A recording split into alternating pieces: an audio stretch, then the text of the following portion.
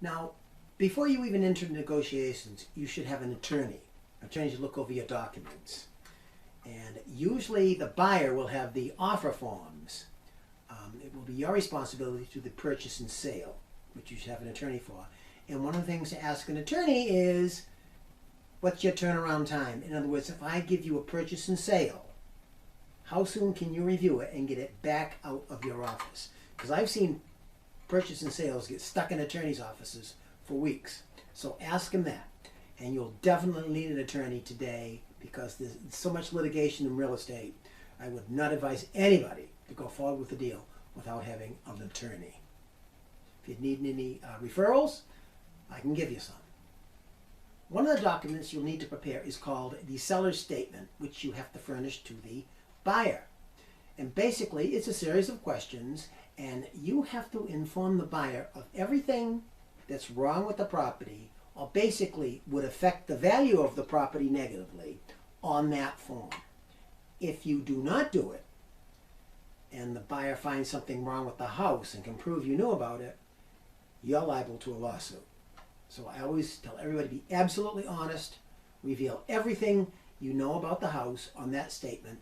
You give it to the buyer, and then you ask for a signed copy back proving that he's read that statement.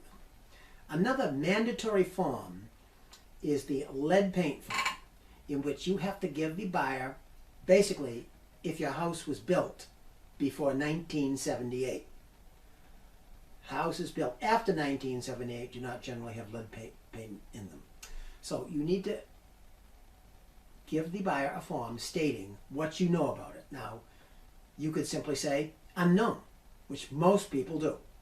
That's okay.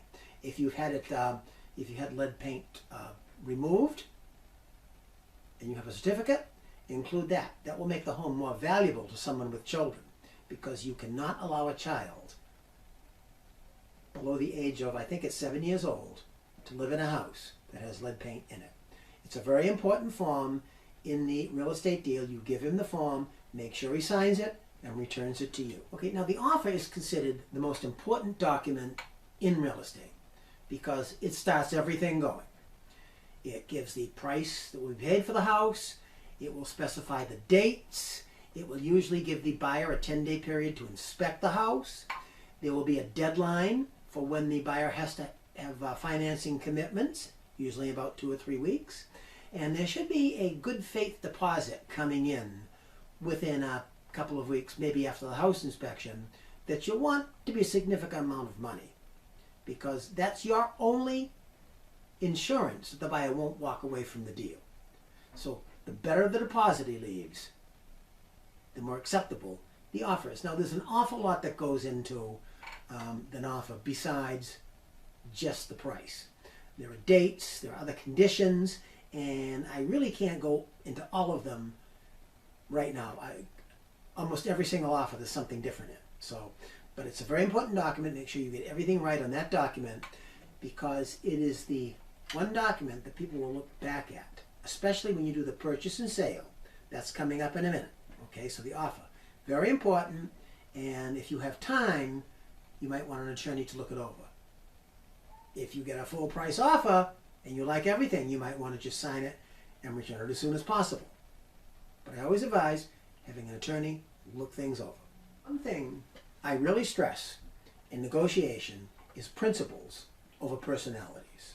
I have had buyers and sellers that if they ever met, the deal would never go forward. And as an agent, I act as a buffer zone between them. In other words, it might be a low offer. Seller says, look, you take this offer and tell him just to stick it. And so what I'll do is I'll go back to the buyer and say, but you know something, he thinks it's a little bit low. Can you make our offer a little bit better? There's a tendency, especially if you're the owner and even the real estate agent, to defend your own home. And they will say things that are critical of it that you feel that you have to defend. Try to make believe that it's not your house. It's just a product. Don't get excited. Don't take anything personal. Remember, what you want to do is sell the house, get the highest price possible for it. So always keep principles over personalities.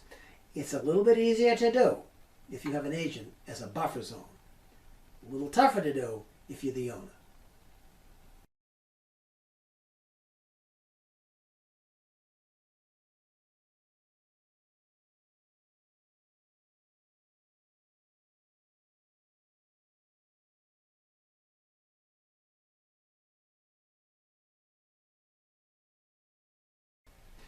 Now in the offer, the buyer will have 10 days to inspect the home with a professional home inspector, and then usually another 2 days to give you a report.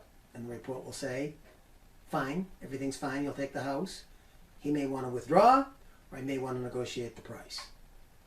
Now remember, this time the inspector's working for the buyer, and you have to give them privacy. In other words, you need to be out of earshot so the inspector can discuss things with his buyer. So you can be there, but you need to give them some privacy so they can talk by themselves. Now, when the report comes in, now if you haven't had your own inspection by a professional inspector, you're probably going to see a lot of things in the report that you never knew were wrong with the house. Now, some of them are minor. The railing is a little bit too thick or a little bit too thin or something like that. But he may also come up with things like, well, the heater, even though it looks good, is 2 years over its life expectancy. They will do things like that. So if you haven't had your own professional inspector, just be advised, he's going to find things wrong with your property, and you may have to adjust the price a bit to keep the buyer. Now, the next document is the purchase and sale. That's after everything has been agreed on, and it's basically a polished memorandum of the original offer.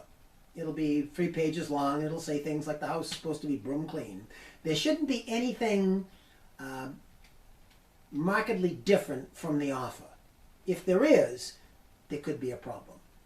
Once again, State Supreme Court has actually said it should be a polished memoranda of items that have already been agreed on.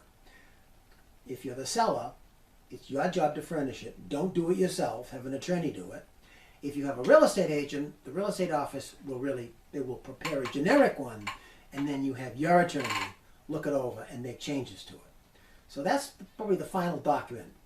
Once you get the purchase and sale done, quite often the deposit is linked to that. For example, they have a good faith deposit coming in. It will usually say, upon execution of the purchase and sale. Make sure you have your deposit at least by then.